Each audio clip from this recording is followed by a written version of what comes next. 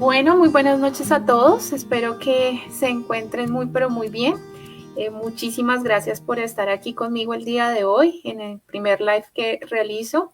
Y bueno, pues mientras damos espera a que lleguen algunas personitas y se conecten, pues bueno, de forma inicial quiero darles como una introducción. El día de hoy vamos a hablar un poco sobre la depresión, sobre también las afectaciones cognitivas que se empiezan a generar a raíz de estos procesos o cambios en el estado de ánimo. Y pues bueno, entonces mucho gusto, mi nombre es Ana María Romero Ibagón, yo soy psicóloga, soy de la Universidad Nacional. Después de eso decidí especializarme en neurociencias, entonces hice una maestría también de la Universidad Nacional y pues bueno, dentro de la experiencia que he tenido a lo largo de estos años, de forma inicial trabajé mucho y más que todo en la parte, digamos, de prácticas y de la tesis que realicé fue con trastornos neuropsiquiátricos. Entonces trabajé mucho con trastornos depresivos, ansiedad, trastorno afectivo bipolar, pacientes con esquizofrenia, etcétera. Entonces fue un proceso muy gratificante, fue algo muy bonito. Después de eso, y bueno, en tiempos similares, también decidí trabajar con trastornos neurocognitivos. Entonces, trabajé más que todo con demencias, ¿sí? Con pacientes con demencia, principalmente con demencia tipo Alzheimer, ¿no? Junto con la Universidad Nacional hicimos un programa, que fue el programa de atención a familias, donde estuve coordinando con otra compañera. Y bueno, pues allí lo que hacíamos era dar un proceso de psicoeducación a todos los familiares y cuidadores de los pacientes con Alzheimer o con algún otro tipo de demencia, como para brindarles más estrategias sobre cómo sobrellevar este tipo de enfermedades, ¿sí? Y bueno, pues de forma más reciente trabajé con trastornos del neurodesarrollo, ¿sí? Con niños entre 5, 6, 7 años y algunos adolescentes también que llegaban principalmente por trastornos como por ejemplo el autismo o el trastorno por déficit de atención y hiperactividad, pero también en su gran mayoría pues para brindarle a los padres pautas de crianza que les permitieran, digamos, como orientar mucho mejor la conducta de sus hijos, brindarles una mayor regulación a nivel emocional, pues para que así tuvieran conductas un poco más adaptativas. Entonces, pues bueno, muchísimas gracias por estar aquí conectados el día de hoy. ¿Listo? Escríbanme en los comentarios si de pronto surgen nuevas ideas de, por ejemplo, no, Ana, yo quiero que hablemos de un tema de ansiedad o no, hablemos de esta otra cosa que me parece a mí relevante o me sucedió tal situación, ¿por qué no me ayudas con este tema? Sería bueno hacer un post sobre eso. Y claro que sí, pues yo voy a tener en cuenta esta información para así publicarles mucha más información al respecto, publicar también muchos más lives relacionados con el tema. ¿Listo? Entonces, bueno, vamos a dar inicio al tema que nos reúne el día de hoy. Vayan haciendo sus preguntas, si quieren, por ahí en los comentarios. Y mientras tanto, yo voy a ir hablando y hacia el final, entonces voy a empezar a leer las preguntas que tengan y a solucionarlas. ¿Listo? Entonces, ¿qué es la depresión? ¿Listo? Entonces, la depresión es un trastorno del estado de ánimo en el cual pues va a haber como mucha falta de motivación, sentimientos de tristeza que son muy difíciles de manejar e inclusive en algunos casos más adelante se pueden llegar a presentar ideas de muerte, ¿sí? Que es lo más, digamos que no, nos asusta un poco más o por lo cual queremos evitar que lleguen los pacientes hasta ese punto porque pues es realmente poner la vida en riesgo, ¿no? Y bueno, ¿cómo se diferencia esta tristeza? Porque pues yo sé que muchos, todos hemos experimentado la tristeza en algún momento de nuestra vida y por desgracia en algunas situaciones usamos el término depresión de forma muy acelerada, de forma muy rápida, ¿sí? Entonces muchas veces decimos como, ay, usted está muy triste, está deprimido, ¿sí? Cuando en realidad no es así. Entonces hay una diferencia entre la tristeza y la depresión. Cuando hablamos de la tristeza, hacemos referencia a una emoción básica, ¿sí? A una de las emociones básicas que nosotros tenemos como seres humanos. Y como seres humanos tenemos 5 emociones básicas, que son la alegría, la tristeza, el enojo, el miedo y el asco. Estas 5 emociones son transversales a todos los seres humanos, todos los hemos experimentado en algún momento de nuestra vida. ¿sí? Pero entonces, ¿cuál es la diferencia entre la tristeza y la depresión? Cuando vemos la depresión, encontramos que es un estado donde hay tristeza, efectivamente, pero que empieza a ser permanente, que empieza a ser constante.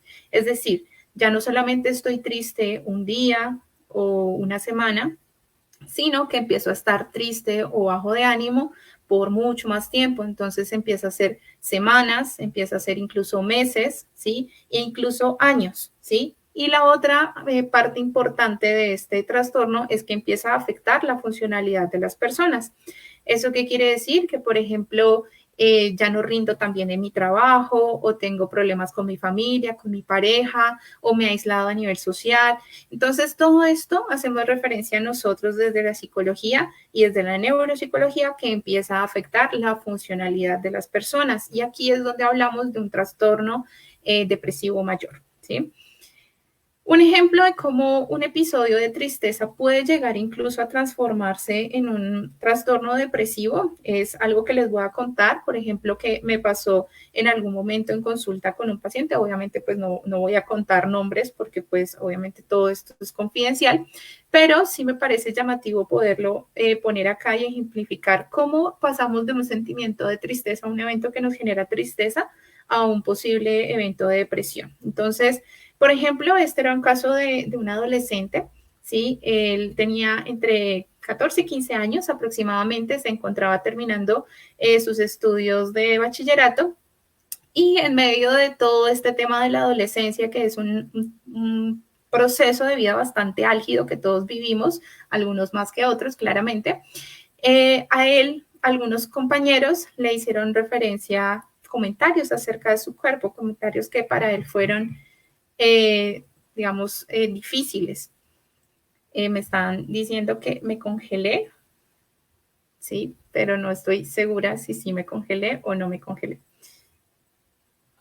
Bueno, no sé si alguien me puede comentar si sí está funcionando o no está funcionando y con eso pues miro cómo soluciono de pronto los inconvenientes. Listo, no, están diciendo que todo está marchando súper bien. Listo, perfecto. Entonces, como para continuar. Entonces les estaba dando este ejemplo, ¿cierto? Entonces la persona empezó a tener comentarios sobre su cuerpo, especialmente sobre su peso, ¿sí? Y pues bueno, eso empezó a generarle a él pues una tristeza profunda de esa situación. Posterior a esto, debido a lo repetido de estos comentarios, la persona empezó a también a que pues a sentirse mal por periodos mucho más largos de tiempo, ¿sí? Entonces ya no solamente era un día, 2 días, sino que pues este tema se empezó a volver semanas, incluso meses, ¿sí? Y ahí fue cuando empezamos a hablar de, bueno, esto es una depresión y esto no lo estamos manejando adecuadamente. Después de eso, en este caso, empezó a surgir un trastorno alimenticio que fue realmente muy difícil de manejar y con esto quiero hacerles mucho énfasis en que muchas veces encontramos que la depresión no viene sola, no necesariamente viene sola, sino que en muchas ocasiones también viene acompañada de otros trastornos. Entonces, en el caso de este joven que les estoy contando, por ejemplo, entonces ya no solamente hablábamos de la depresión, sino que también hablábamos de un trastorno alimenticio. Y en muchas ocasiones, los pacientes que nos llegan a consulta no siempre llegan por trastornos depresivos únicamente, sino que usualmente también llegan por trastornos de ansiedad. Es algo que se presenta muy comúnmente. No quiere decir que todo el tiempo sea así, pero sí se presenta bastante seguido. Bueno, ahora quiero hablarles un poco sobre los síntomas de esta enfermedad. Obviamente al principio hice como un chequeo muy rápido de algunos de los síntomas, pero ahorita quiero hacer énfasis en que pues, son muchos más síntomas los que nos deja ver la depresión. Entonces, los síntomas, por ejemplo, uno es los sentimientos de culpa, ¿sí? Y en esta parte quiero hacer mucho énfasis en las personas que están viendo en este momento este live y que de pronto se lleguen a sentir identificadas como, oye, sí, esto me pasa, ¿sí? Y quiero que lo veamos también con mucha cautela porque no necesariamente quiere decir que si solamente uno de estos síntomas me está pasando, ya tengo depresión, no, ¿sí? Sino que se tiene que dar varios de los síntomas, ¿sí? Y por un periodo más largo de tiempo con afectación en la funcionalidad para que así hablemos de un cuadro depresivo. Entonces, ideas de culpa, ¿sí? Tengo ideas de no soy lo mejor, me decepciona a mí misma, decepciona a otras personas y estas ideas empiezan a ser constantes. Ideas de incapacidad, por ejemplo, no puedo hacer esto, ¿sí? Este tema a mí me supera, no soy capaz de hacerlo, ¿sí? Esas son ideas de incapacidad a pesar de que pronto yo tenga los estudios o tenga el conocimiento, no me siento capaz de hacerlo.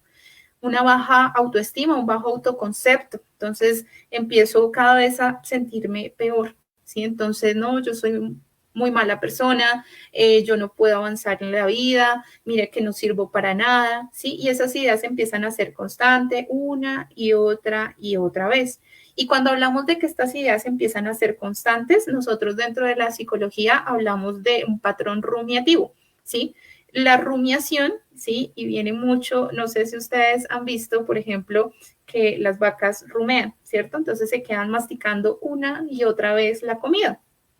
Nosotros nos referimos al patrón de rumiación, es que uno queda pensando una y otra vez la misma cosa y le da las mil vueltas a ese mismo pensamiento de culpa, de que no sirvo para nada, ¿sí? Y cada vez que lo doy patinando y le doy patinando, pues cada vez se vuelve más estresante para mí.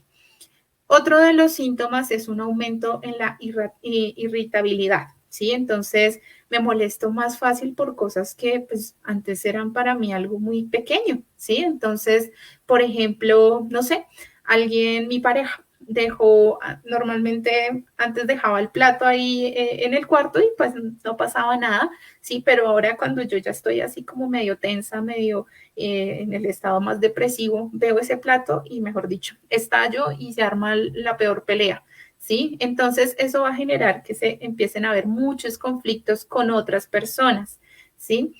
Problemas de sueño, ¿sí? Esto es casi de las primeras cosas que se empieza a ver afectada en la depresión. Entonces, o duermo mucho porque no me quiero ni levantar de la cama, o más bien duermo muy poco, ¿sí? Entonces, me cuesta conciliar, me quedo mirando al techo 1 hora, 2 horas y nada que me puedo dormir. Si me llego a dormir, me despierto varias veces en la noche. Si, por ejemplo, dormí, pero entonces me levanto 3 de la mañana, 4 de la mañana y ya quedo así despierta, ¿sí? Y no puedo volver a dormir por más que quiera. Esos son algunos de los cambios que empezamos a ver. Y ustedes saben que cuando el sueño se afecta, pues desde ahí en adelante muchas cosas empiezan a verse afectadas. Dentro de esas, la cognición, de la cual vamos a hablar ahorita en un momento. El patrón de alimentación, pues también se va a ver afectado. Es decir, entonces muy probablemente vaya a empezar a comer muy poco, ¿sí? Es importante notar, usualmente en la depresión se come muy poco, pero cuando hay síntomas de ansiedad se tiende a comer más. ¿Sí? Como en este caso estamos hablando de la depresión, entonces muchas veces vemos que la persona empieza a comer muy poco porque no tiene apetito, no siente hambre y por ende empieza a haber una baja de peso, ¿sí? Entonces la persona empieza a adelgazarse mucho más rápido. El aspecto social también se ve afectado, entonces empiezo a tener poco interés por otras personas, ese es otro de los síntomas, entonces como que ya no me importa tanto las personas, como que no quiero salir, ¿para qué salir? Si, qué pereza verme con estas personas, qué pereza tener que salir de mi cama, ¿sí? Esos son algunos de los síntomas. Y por último, algo que me parece muy importante mencionarles es el suicidio, ¿sí? Las personas en su gran mayoría que llegan a cometer suicidio han avisado, ¿sí? Y han expresado que tienen ideas de muerte, ¿sí? Lo que pasa es que muchas veces las pasamos por alto, ¿sí? Pero es muy importante poner atención y escuchar a las personas, ¿sí? Una persona usualmente cuando comete un acto de suicidio, cuando se suicida, ha comentado, ¿sí? Antes, en algún momento de su historia, ha dicho, me siento muy mal, me estoy desesperado, ya no aguanto más esta vida, ¿sí? Comentarios de ese estilo. Y encontramos en el tema del suicidio que empieza, por ejemplo, a hacer comentarios de este tipo, ¿sí? Como que la vida no vale la pena. Posterior a eso, empezamos a tener un patrón, digamos, un poco más claro sobre cómo la persona puede llegar a hacerlo, que es otro de los pasos preocupantes. Entonces, por ejemplo, no, es que yo me tomo pasa la idea por la cabeza. Quizás si me tomo las pastillas, entonces ya quedo dormido, ¿sí? Y ya otra cosa empieza a ser más grave cuando hay, por ejemplo, ya actos de autolesiones o actos ya necesariamente es el acto de intento de suicidio. ¿Listo? Entonces siempre hay que estar muy pendiente de las personas que conocemos, de todos, ¿sí? Por más que muestren una sonrisa, pendiente de todo lo que se dice, porque eso puede ser muchos de los síntomas. Otra cosa que me parece fundamental que hablemos en este momento es que no toda la persona que se ríe en una conversación es una persona contenta, feliz, ¿sí?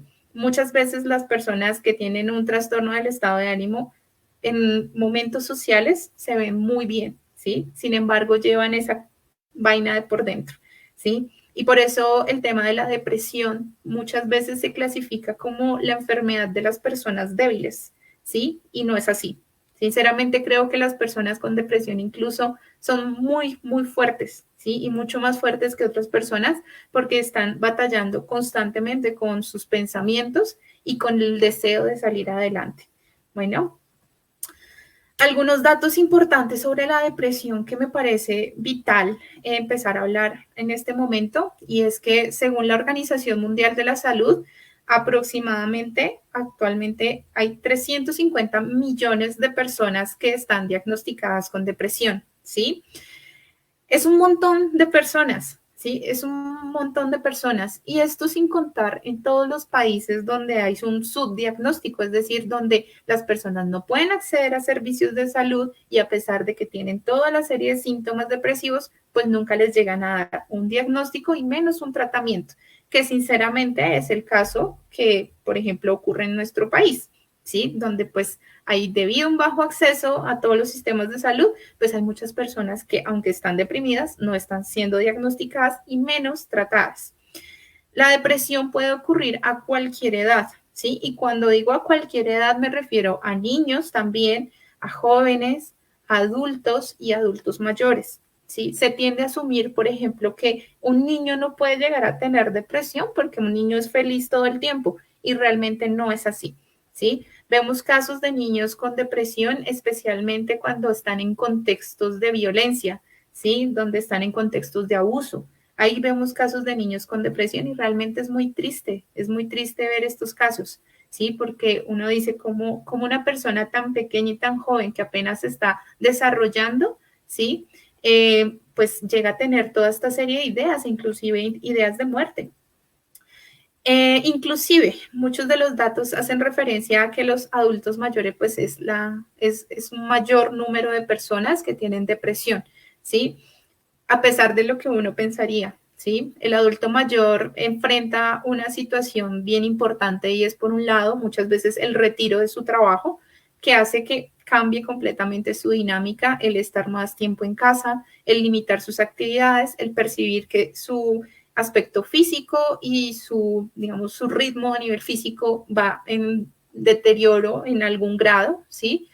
Y eso hace que, digamos, empiecen a surgir síntomas de tristeza y de depresión, ¿sí? Como otro dato importante, las mujeres somos más propensas a desarrollar la depresión. Hay un mayor número de mujeres que desarrollan la depresión en relación a los hombres.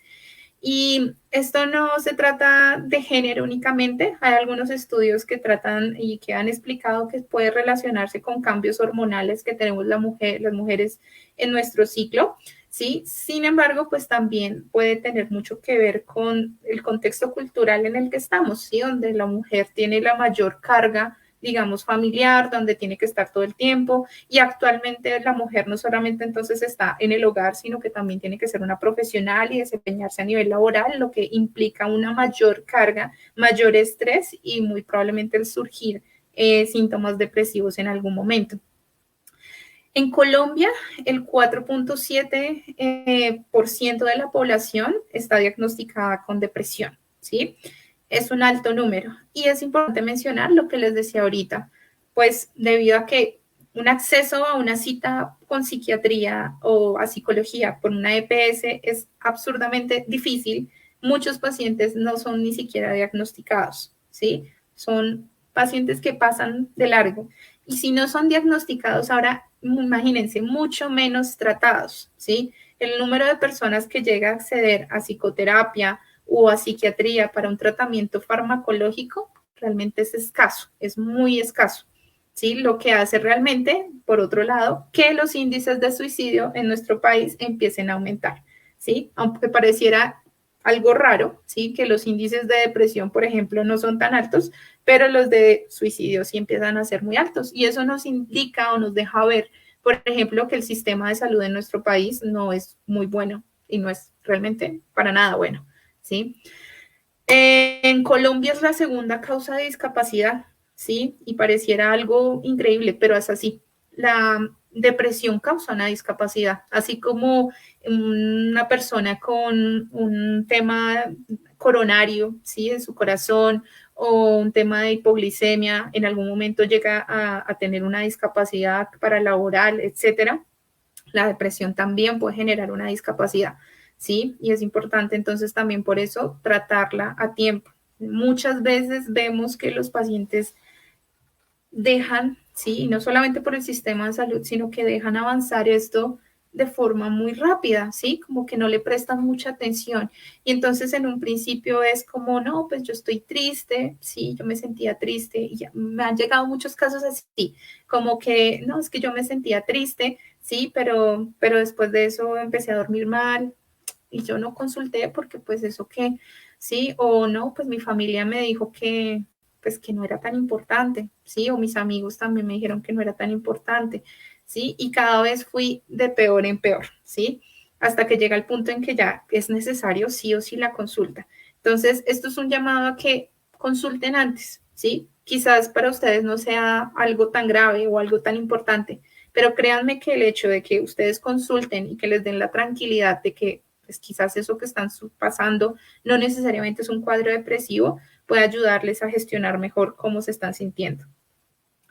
Como les mencionaba, pues esta enfermedad, la depresión, va a tener un impacto en diferentes sistemas, ¿sí? Que me gusta hablarlo en sistemas porque es la forma en que también yo lo trabajo al momento de hacer terapia. Entonces, hablamos de los sistemas laborales, sistemas económicos, sistema familiar, sistema social, entre otros. ¿Sí? Todos estos sistemas hacen referencia a la misma, o sea, al ser humano, ¿sí? El ser humano está conformado por estos diferentes sistemas, ¿sí? Y dentro de la terapia uno lo que busca es analizar cada uno de ellos para encontrar, identificar cómo es que se da esa dinámica entre pensamiento, conducta en cada uno de los sistemas. El sistema laboral, ¿sí? Empieza a verse afectado, por ejemplo, no tengo ganas de trabajar, ¿sí? Si soy independiente, ay, no me levanto de la cama, ¿sí? Si estoy trabajando en una empresa, mañana repongo, ¿sí? O dejé de ir a la empresa, ¿qué más da? Si soy estudiante, dejo de ir a las clases. A nivel económico, como les decía, debido a que en nuestro país es muy difícil el acceder a un tratamiento bueno, ¿cierto? Porque las citas médicas de 20 minutos realmente pues no nos ayudan a nosotros como terapeutas a poder desarrollar toda la terapia. Entonces va a tener un impacto económico el gastar dinero en medicación y gastar dinero también en tratamiento, digamos, adecuado. A nivel familiar, también puede llegar a generar conflictos con mi pareja, con mis padres, con mis hermanos, ¿sí? Debido a lo que mencionaba, más irritabilidad, más conflictos. O también la sensación de que no me entienden, ¿sí? Muchas veces me llega a consulta personas que dicen, no puedo contar con mi familia porque es que mi familia cree que me estoy inventando esto, ¿sí? Y lo único que me dicen es como que, ay, ya, usted sí se estresa fácil, o ya, échele ganas más bien. ¿Sí? Y cómo echarle ganas cuando realmente no tienes ninguna motivación, ¿sí? O sea, no hay nada de motivación. Entonces, eso nos deja con una pobre red de apoyo. Y si a eso le sumamos que en la esfera social también hay un estigma gigantesco sobre las enfermedades mentales, pues eso hace que muchas personas decidan no consultar, ¿sí? Psicología y psiquiatría hacen parte casi que de la misma bolsa donde lo ponen como eso es prohibido, eso es de locos, como se asume, y debido a eso prefieren no consultar o no pedir ayuda psicológica o psiquiátrica, ¿sí? Y pues bueno, eso hace también que la persona como que no tenga salidas, no encuentre una salida muy clara. ¿Cuáles son las causas de la depresión? Sí, realmente pues hay dos causas, digamos así, a nivel global, ¿cierto? Y una es la parte biológica y otra es la parte ambiental, ¿sí? La parte biológica hace referencia también a la genética, ¿cierto? Es decir, efectivamente lo que sea mi familia y lo que haya tenido mi familia tiene una carga genética que me va a tener un impacto a mí. Sin embargo, quiero hacer mucho énfasis en que no necesariamente si, por ejemplo, mi papá tuvo depresión o mi mamá tuvo depresión, ya, yo salí con depresión, no funciona así, ¿sí? Pero sí es cierto que me da un riesgo adicional a poder desarrollar depresión quizás en algún momento de mi vida, ¿sí? Ahorita hay muchos estudios que están analizando diferentes, llamamos nosotros polimorfismos, ¿sí? Que se asocian como a esta patología. Pero también bueno aclarar que no existe un gen específico que me haga desarrollar a mí la depresión, porque la depresión es una enfermedad compleja, ¿listo? Donde influyen muchas variables. La química en nuestro cerebro cambia en la depresión. Entonces, esto no solamente inventado para mí mi cabeza, sino que es que la química a nivel cerebral cambia, ¿sí? Encontramos que la sinapsis, que es la forma en que se comunican nuestras neuronas, que son las células de nuestro cerebro, va a empezar a tener un desequilibrio en nuestros neurotransmisores con una baja en el neurotransmisor de la serotonina. ¿Eso qué quiere decir? Que básicamente empieza a haber una baja de esto, ¿sí? Y empieza a interferir en otros procesos de síntesis de otro tipo de hormonas y proteínas más adelante, ¿sí? Ese desequilibrio es el que apuntan todos los fármacos. Los fármacos van allá dirigidos, es decir, quieren que, por ejemplo, los niveles de serotonina vuelvan a su nivel estable, ¿sí? Y de allí muchos fármacos que se dan antidepresivos con los que se tratan. Este desequilibrio a nivel de proteínas en nuestro nivel hormonal va a llevar a que existe algo que se llama el factor neurotrófico derivado del cerebro, ¿sí? Que ese nos va a ayudar mucho con el tema de las conexiones a nivel sináptico, ¿sí? Que haya una baja de eso, ¿sí? Y las neuronas, ellas necesitan estar comunicadas constantemente. Si una neurona no se comunica, es una neurona que empieza a casi que a desactivarse, ¿sí? Y cuando hay esa desactivación progresiva, pues empezamos a tener fallas cognitivas, es decir, no procesamos la información de la misma manera, ¿sí?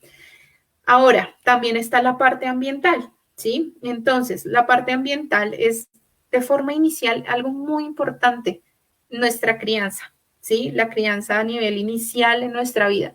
No quiere decir que si yo tuve una mala crianza ya esté echada a perder y entonces ya vaya a tener depresión, no, sí, pero es cierto que la primera infancia y toda la parte del desarrollo de la infancia, la adolescencia, va a ayudarme a encontrar herramientas de regulación emocional, ¿sí? Entonces, cuando a mí de niño, por ejemplo, estallo en ira, ¿sí? Y de pronto mis padres no saben cómo manejarlo y por el contrario me pegan, ¿sí? Pues entonces eso va a generar que yo no me logre regular adecuadamente y mi percepción que empieza a generarse ahí en adelante es que la ira de una vez está relacionada con la agresividad física, ¿sí? Entonces ese es como un modelo, por ejemplo, que se puede generar. Y entonces más adelante en la adultez puede suceder que el adulto enfrente un problema muy grave, ¿cierto? Con su pareja y entonces tienda a la agresión física, ¿sí? Y pareciera algo increíble, pero ese patrón llega desde la infancia,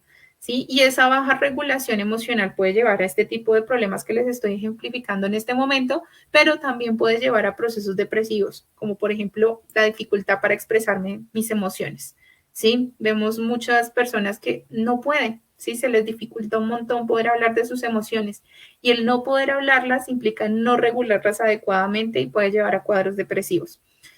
Otra de los factores que puede influir mucho y es pasar situaciones muy difíciles. Pasar situaciones muy difíciles puede, por ejemplo, ser un duelo, ¿sí? Entonces, perdí a mi ser querido y ahorita más con todo este tema de la pandemia está sucediendo mucho que hablamos entonces de perder ese ser querido, ¿sí? Y pues bueno, encontramos que básicamente es difícil afrontar ese duelo y pues bueno, encontramos entonces el desarrollo de otras, de la depresión. Entonces, ahora, ya entrando un poco hacia la cognición, entonces, ¿qué es eso de la cognición?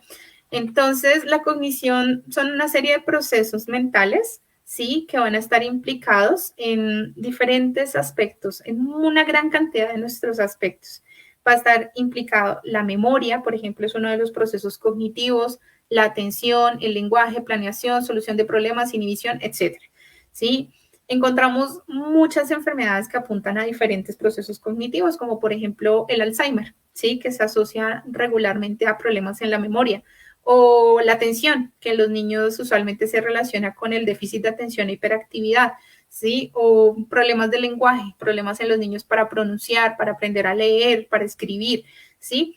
Hay una serie de trastornos, digamos, que se asocian mucho a cada uno de estos procesos, pero, por ejemplo, en el trastorno depresivo vamos a empezar a ver que hay unas afectaciones muy leves en cada uno de estos procesos, ¿sí? Y que va a empezar a verse por medio de una evaluación muchísimo más específica.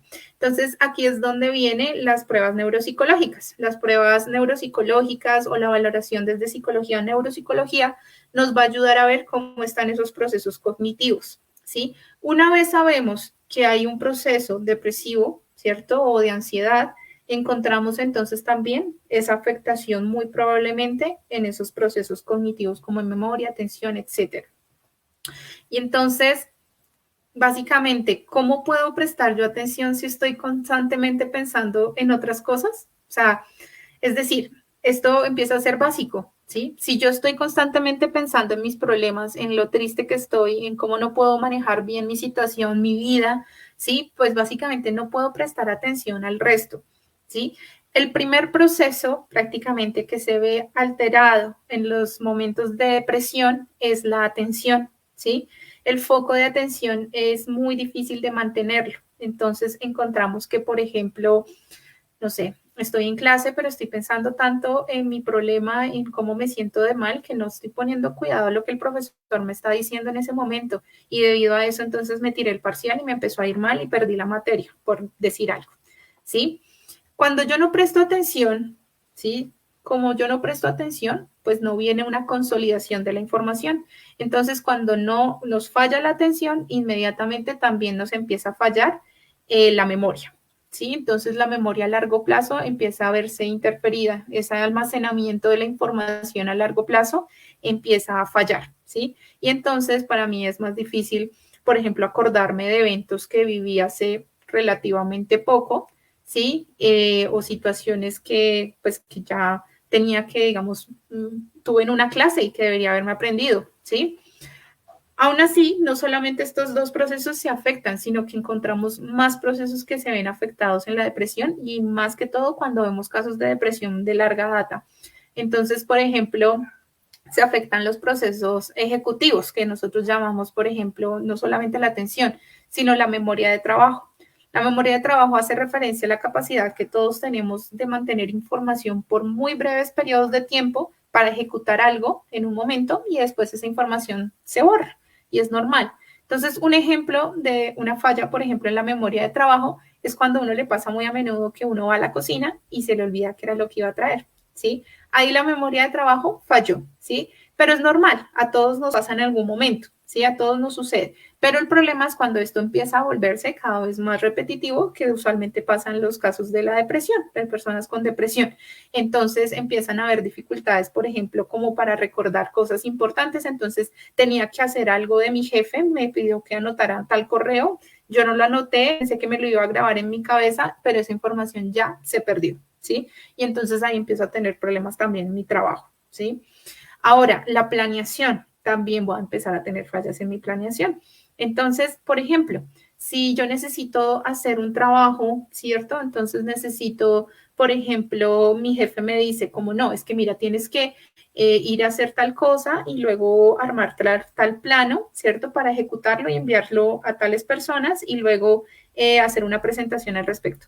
Empezando que ya son un montón de pasos, ¿sí? Si yo no tengo adecuadamente mi planeación, ese proceso empieza a fallar porque me siento muy mal, ¿sí? Empiezo a tener dificultades para saber con qué empiezo, ¿sí? Hago A, hago B, o por dónde tengo que arrancar para lograr este objetivo, ¿sí? Empieza a ser mucho más difícil. Entonces empieza a ser más difícil para mí tomar decisiones, porque es que no sé por dónde empezar, no sé por dónde irme, ¿sí? Las decisiones empiezan a hacerse mucho más difíciles de tomar, que es lo que pasa con las personas con depresión. Resolver problemas, súper complicado, ¿sí? ¿Por qué? Porque muchas veces nos dicen es que se está ahogando en un vaso de agua, pero pareciera que sí es así, ¿sí? Realmente uno no sabe ni por dónde empezar. Entonces, como no se sabe por dónde empezar, no hay una buena planeación, el ejecutar y resolver una actividad empieza a ser algo muy, muy complicado. Con esto no quiero asustarlos y con esto no quiero decirles que si tienen depresión ya se echaron a perder y ya no hay nada que hacer, para nada, ¿sí? Para nada es así. Quienes tienen depresión tienen todo un camino de abordaje, ¿sí? Tienen un proceso largo que espera, ¿sí? Pero se puede salir adelante, ¿sí? Y se puede, digamos, ayudar a mitigar todos estos problemas. Es decir, esta no es una afectación permanente, ¿sí? Y mejora muchísimo cuando empieza a remitir la depresión, ¿sí? ¿Qué tratamientos hay? Yo creo que esto es de lo más importante porque pues decimos como, bueno, pero pues ya Ana nos explicó todo lo de la depresión y ahorita qué hacemos. Entonces, por un lado está el tratamiento psicológico, terapéutico, que es en el que usualmente uno pide que la persona empiece cuando no, el cuadro todavía no ha avanzado tanto, ¿sí? En estos casos, según la psicología, tiene muchos enfoques diferentes, ¿sí? ¿Por qué? Porque es complejo el ser humano. Desde mi enfoque, ¿sí? Desde mi enfoque que es muy sistémico y también cognitivo-conductual, nosotros lo que vamos a trabajar es patrones, en mi caso, yo voy a trabajar son los patrones cognitivos, es decir, la persona cómo piensa y cuál es su lógica detrás del actuar, ¿sí? Es decir, patrones cognitivos que me llevan a una conducta y eso por eso hacemos referencia a ese enfoque cognitivo-conductual. Entonces, por ejemplo, una idea general un pensamiento mío que yo puedo tener ante una situación, digamos, de estrés, ¿cierto? Que estando deprimida no sé bien cómo manejarlo, entonces tuve una pelea con mi pareja, no sé cómo afrontar esta situación. Mi acto es huir, huir de forma inicial, me voy de la casa, eso, ¿sí? Entonces viene todo el pensamiento detrás de no puedo sobrellevar esta situación e inmediatamente huyo, ¿sí? Otro de los ejemplos, ante una dificultad que yo esté afrontando. Me siento muy mal, me siento muy triste, ¿sí? Me siento tan mal que no puedo sentir más dolor, ¿sí? Y muchas veces se llega a la autolesión. Entonces vemos muchos pacientes que prefieren el autolesionarse porque el dolor es tan grande a nivel emocional que es una forma de sobrellevarlo. Y sé que muchos me dirán, esto es absurdo, ¿sí? Pero pasa y pasa muy a menudo. ¿Sí? Y no, no es absurdo, ¿sí? Es una forma en la que el ser humano afronta una dificultad cuando no tiene herramientas de regulación emocional. Cuando hay un bajo propósito en la vida, por ejemplo, estoy deprimida y no le cuento ningún sentido a esto, no sé ni qué estoy haciendo, una conducta puede ser el dormir muchísimo, ¿sí? Entonces, si nos damos cuenta, son diferentes patrones cognitivos que nos llevan a una serie de conductas determinadas, ¿sí? Y lo que va a hacer la psicoterapia es empezar a trabajar cada uno de esos patrones cognitivos, ¿sí? Para que así la conducta cambie, ¿sí? Y se vuelva una conducta más adaptativa, es decir, ya no me autolesione, ya no duerma, digamos, tanto tiempo, ¿sí? Y ya no huya ante una situación de confrontación, ¿sí? Este trabajo se tiene que hacer desde los diferentes sistemas que tiene el ser humano. Entonces, no solamente a nivel personal, sino también cómo soy yo con mi familia, cómo estoy yo a nivel social, con mis amigos, mi red de apoyo, cómo trabajo, digamos, en mi trabajo, ¿cierto? Cómo me desempeño a nivel académico, cómo estoy enfrentando las situaciones en mi estudio, ¿sí? Y a nivel económico, claramente también, ¿sí? Esta es una de las partes de la psicoterapia, ¿sí? Y busca, digamos, mitigar todo ese impacto del trastorno depresivo, ¿sí?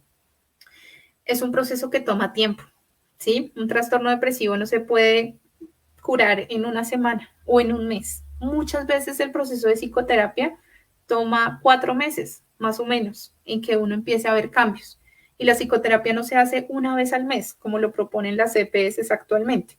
Se hace aproximadamente una vez a la semana. ¿Mm?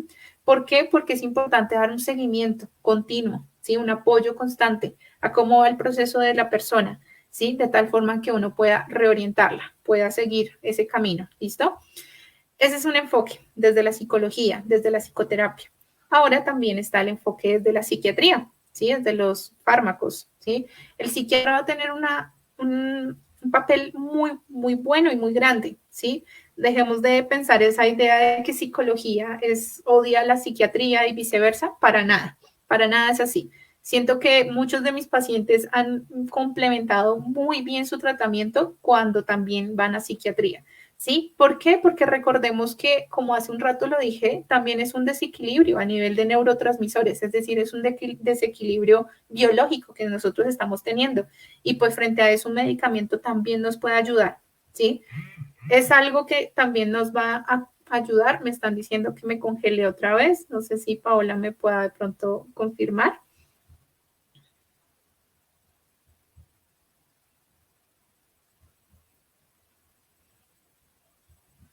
Bueno, no sé si otra vez estoy congelada. Ah, bueno, me están diciendo que estoy bien. Listo, vale. Entonces, bueno, la psiquiatría, ¿no? Entonces, la consulta con psiquiatría, usualmente la consulta por psiquiatría, dependiendo de cómo esté la persona, más o menos los controles son cada mes, ¿sí? Y pues el psiquiatra va a proponer un plan de acción, ¿sí? Que usualmente no solamente es el fármaco, el medicamento, sino que también estás con el tratamiento psicoterapéutico, ¿sí? Entonces son las dos cosas. ¿Cuál es el tratamiento farmacológico? Cuando vemos un cuadro depresivo, usualmente pues es un fármaco antidepresivo. A veces los fármacos antidepresivos van a tener una doble función, no son solamente antidepresivos, sino también ansiolíticos, es decir, van a ayudar con la ansiedad, ¿sí? Y pues van a ayudar a regular un poco mejor, digamos, todo nuestro sistema, ¿sí? A nivel biológico y pues desde la psicoterapia a nivel conductual también. Cuando tenemos todas estas fallas cognitivas y empiezan a ser muy difíciles de manejar, entonces encontramos que no, es que imagínense, yo tengo 30 años y tengo todas estas fallas cognitivas, entonces, ¿cómo es posible? ¿Me falla tanto la memoria? ¿Será que es que tengo una demencia?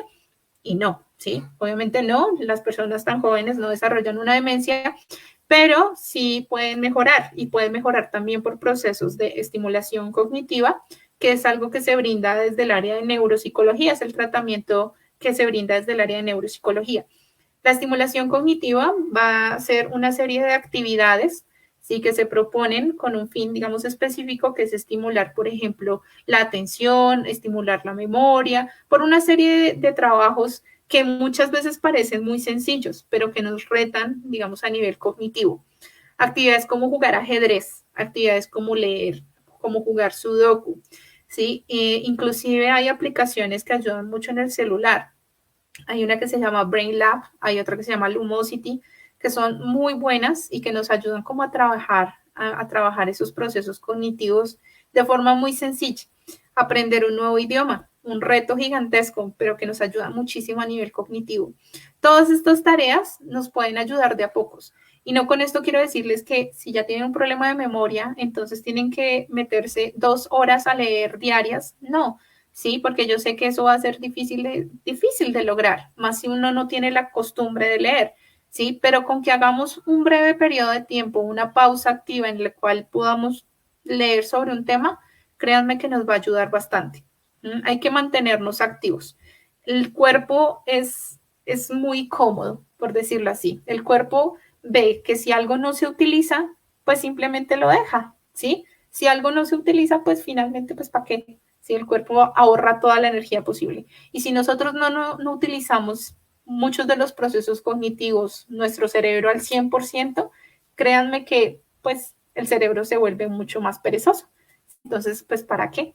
¿Para qué si eso? ¡Qué pereza!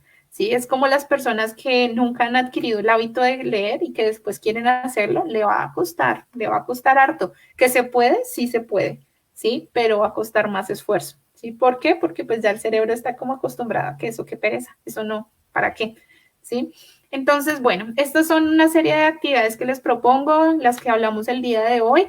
Si tenemos preguntas, pues son bien recibidas, ¿listo? Y pues bueno, voy a mirar por acá un poquito, voy a correr acá. Y bueno, pues igual, siempre tengan presente, pueden escribir ahí el chat para que pues si tienen ideas de nuevos temas que de pronto les interese tratar.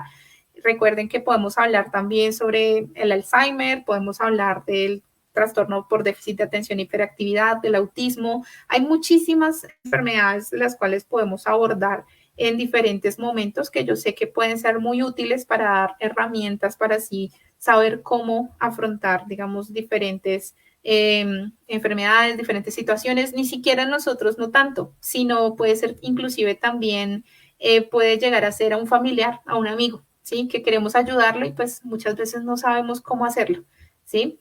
Entonces, pues muchísimas gracias por estar aquí presentes. Cualquier comentario pueden hacerlo. Síganme en mis redes sociales también.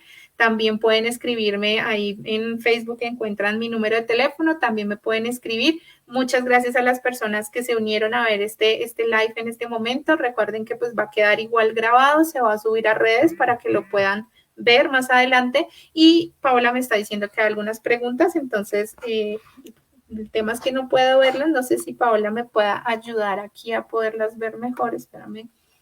Ok. Listo, entonces, ¿cómo saber? Nos pregunta Rosario, ¿cómo saber si el trastorno cognitivo es por la depresión, enfermedad neuronal, epilepsia o el uso de medicamentos? Entonces, bueno, un trastorno cognitivo se puede dar por todas estas variables que tú acabas de comentar, ¿sí? Entonces, vemos que, por ejemplo, en la epilepsia se empiezan a ver cambios cognitivos propios de la enfermedad cuando la epilepsia es de muy difícil control y cuando la epilepsia, por ejemplo, lleva muchos años, ¿sí? Sin embargo, por ejemplo, en la epilepsia, cuando está muy bien controlada, pues la afectación cognitiva no es tan grande, ¿sí? No tiende a ser tan grande. Con la depresión, si no se controla, si no se maneja, usualmente sí los trastornos cognitivos, que es lo que estamos hablando, fallas en memoria, atención, etcétera, son más prominentes, o sea, empiezan a ser más grandes, ¿sí? Como les decía, pues no es que no se pueda devolver en el tiempo en el caso de la depresión. En el caso de la epilepsia hay esos cambios, digamos que sí son un poquito más constantes, pero se pueden trabajar bastante con estimulación cognitiva. El uso de medicamentos, hay medicamentos que sí tienen su contraindicación. Por ejemplo, hay algunos medicamentos pues que debido a que generan como un estado de somnolencia, pues van a hacer que, digamos, el foco de atención no sea tan grande y tan sostenido en el tiempo y pues empieza a afectar otros procesos a nivel cognitivo. Con esto no le quiero decir a nadie que deje el medicamento que está tomando, ¿sí? Quiero hacer mucho énfasis en eso. No quiere decir nada de eso. Pero sí me parece importante que si ustedes perciben que de pronto puede llegar a ser el medicamento o que no se está controlando bien la depresión o la ansiedad o lo que sea que estén presentando, háblenlo con su psiquiatra, su neurólogo, porque pues puede llegar a ser que necesitemos un cambio de medicamento. Sí, recordemos que no solo hay un medicamento para la depresión o para la ansiedad. En este momento y gracias al avance tecnológico tenemos un pool de diferentes medicamentos y que para mí puede que funcione este, sí, pero para otra persona puede que funcione otro diferente. ¿Listo? Entonces, pues espero haber respondido tu pregunta, Rosario. No sé si haya otra pregunta.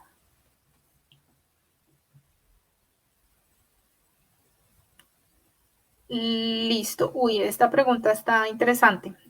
Paola, entonces Paola pregunta, ¿cómo puedo ayudar a una persona que no quiere aceptar que está deprimida? Eso es muy importante. La persona que no ha aceptado su enfermedad es muy difícil que logre asistir a consulta y que inicie un tratamiento, pues porque pues si no tengo nada, cuento de que pues voy, ¿sí? Una forma inicial en la que puedes ayudar a tu amigo, a la persona cercana, es poder establecer como un diálogo, una conversación en el cual la persona, digamos, tú hables de cómo tú te sientes, ¿cierto? De cómo, digamos, a ti te han pasado diferentes situaciones, cómo las afrontas y haces la contrapregunta de cómo esa persona se siente y cómo lo está afrontando, diferentes situaciones, ¿sí?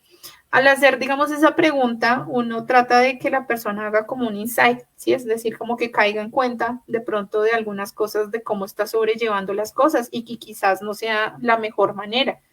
¿Mm? Y cuando podemos hablar, digamos, de esa forma más fluida, la persona ya no está pensando en que me están atacando y quieren que yo obligado vaya a hacer psicoterapia, sino que lo ve desde el apoyo y desde la escucha, ¿sí? Entonces es diferente, ¿vale?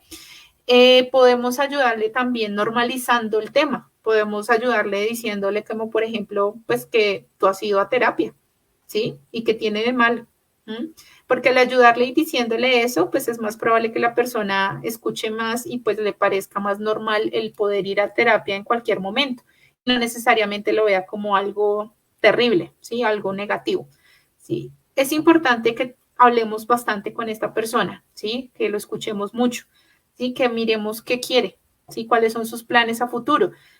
Porque ese tipo de cosas a futuro nos permiten ver cómo está la persona, nos permiten abrir ese canal de comunicación y que podamos llegar al punto en que, bueno, necesitamos ir a terapia, nada que hacer, necesitamos consultar, ¿sí? No necesariamente decir como ya, necesitas medicarte, no, para nada. Podemos iniciar por la terapia, ¿sí? Psicoterapia y podemos iniciar y ver cómo va avanzando, ¿listo? Eso te recomiendo. Bueno, inclusive desde que inicia la psicoterapia hay muchas escalas que nos ayudan a identificar síntomas depresivos, entonces a veces es muy bueno aplicar, pues desde el psicoterapeuta, aplicar estas escalas, porque también ayuda mucho a que uno le diga a la persona, mira, tuviste estos puntajes en esta escala, esto nos indica que hay síntomas depresivos, que son estos, ¿sí? Y que eso ayuda también a la persona que logre como decir, oiga, sí, entonces sí estoy deprimido y sí necesito un tratamiento. No sé si hay alguna otra pregunta.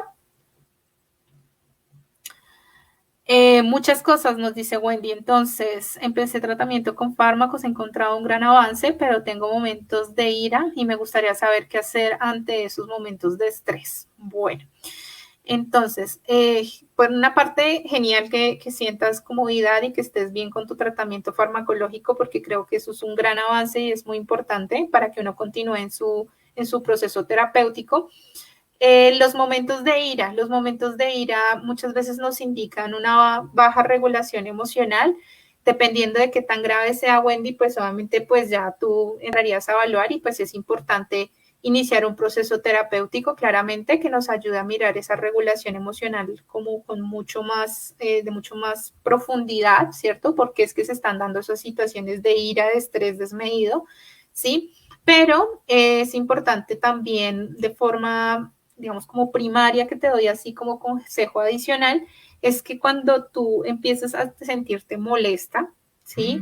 Trates de frenar la conversación. Usualmente uno se empieza a sentir molesto es cuando está confrontando con alguien, ¿sí? Está discutiendo con alguien.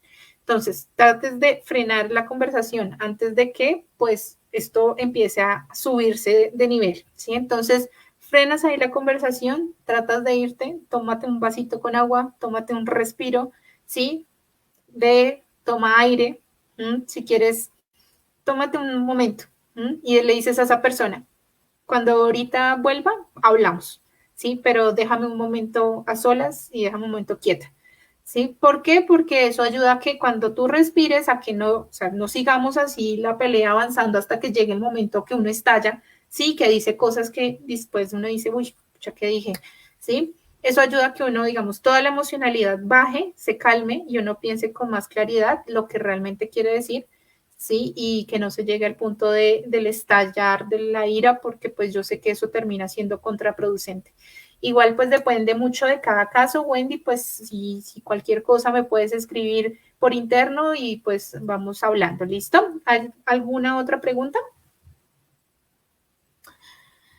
Claudia, entonces es muy importante por esta época hacer una terapia de duelo. Muchas personas afectadas con las muertes de familiares en esa despedida tan diferente nos facilita procesar el duelo. Tienes toda la razón, Claudia. Actualmente, pues debido a la pandemia, nos hemos enfrentado todos a situaciones muy complejas, a duelos anticipados que no nos esperábamos. Y pues bueno, como son duelos tan de repente, ¿sí? Entonces, son duelos que, por ejemplo, no nos permiten como hacer todo este proceso, ¿no? Entonces, es como muy de repente, ¿cierto? Entonces, las personas que han muerto por COVID, algunas sí tienen un proceso un poquito más largo, ¿cierto? Pero a veces se ocurre de un momento a otro, ¿sí? La persona, pues quizás no estaba tan grave y al día siguiente nos llega la noticia de que falleció, ¿sí? Entonces es tan repentino, tan sorpresivo que uno no lo alcanza a digerir a nivel emocional. Está ese choque inicial, uno como que no lo puede creer y todas las etapas del duelo se empiezan a vivir. Entonces, que la negación, que viene el proceso de culpa, viene el proceso de aceptación, de resiliencia, etcétera, las etapas del duelo. Pero como es tan inmediato, es muy difícil sobrellevar toda la situación. Y debido a eso es importante pues que uno se tenga paciencia a uno mismo, ¿sí? Porque no es fácil asumir la pérdida de un ser querido, menos en estas situaciones actuales. Y pues también hay personas que necesitan recurrir a terapia, sí, ¿por qué no? ¿sí? No quiere decir que sea un proceso tan largo, quizás sea necesario algunos momentos de conversación para que la persona se pueda expresar.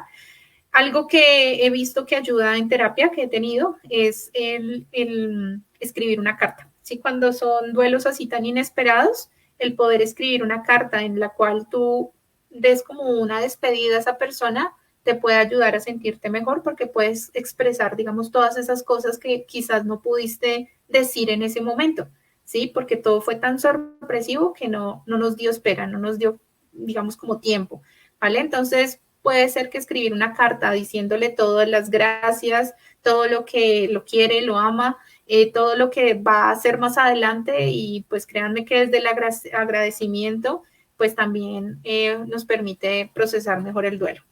Muchas gracias, Claudia. No sé si hay alguna otra pregunta. Paola, tuve una depresión mayor hace 3 años y tengo compromiso en memoria, concentración, atención y bueno. Efectivamente, sí, pues lo que hablábamos ahorita, hay que analizar, Paola, si de pronto todavía siguen algunos síntomas de la depresión, ¿cierto? Porque pues ya fue hace bastante tiempo. Uno lo que pensaría es que de pronto ya algunos aspectos cognitivos tengan solución, ¿cierto? Hayan remitido, pero pues hay que mirar con más detalle, Paola, si de pronto es que todavía tenemos algunos síntomas depresivos que no nos permiten gestionar adecuadamente y está teniendo un compromiso en estos procesos cognitivos de memoria, concentración, etcétera. O también puede ser que no estemos usando las mejores estrategias, que también puede ser otro de los aspectos que puede llegar a influir. Entonces, si de pronto no uso las mejores estrategias de aprendizaje, entonces puede ser que no me quede tan fácil recordar después la información, ¿sí? O, por ejemplo, si yo no soy muy organizada con las tareas que tengo que hacer y no llevo, por ejemplo, como un cronograma, etcétera, pues es muy probable que también se me dificulte, digamos, recordar ciertas cosas, ¿sí? Hay que mirarlo desde esas dos perspectivas, Paola, entonces mirar si de pronto es que todavía tenemos algunos rasgos depresivos a los cuales haya que prestarle atención o si de pronto es que no estamos utilizando de pronto las mejores estrategias que podríamos empezar a implementarlas en conjunto con un proceso de estimulación cognitiva, pues que te ayude, digamos, a mejorar de pronto estos compromisos que nos estás relatando acá. ¿Hay alguna otra pregunta? Vale, Alejandra, muchísimas gracias por estar aquí conectada. Muchísimas gracias también. No sé si hay algún otro comentario.